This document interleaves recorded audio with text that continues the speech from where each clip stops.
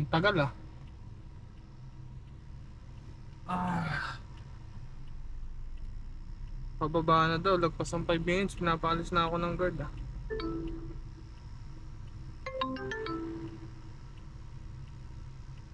Hello sir. Yeah, sorry po, papaba na po. Na ano lang sa elevator, na stuck lang. Na-stuck lang kayo sa elevator sir? Opo, pero papaba na ako. Ano po? Okay, sige sige sir, pinapaalis na kasi ako ng ano, ng guard.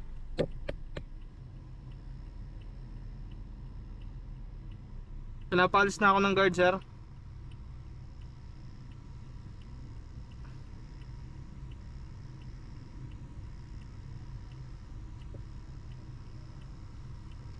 Na-stuck sa elevator.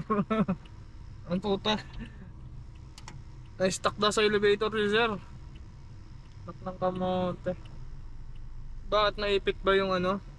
Naipit ba yung pantalon mo sir sa ano, sa elevator? Talaga naman to si sir. Oh. Eto na. Baka nga na-stuck. Ito nga na-stuck na sa elevator.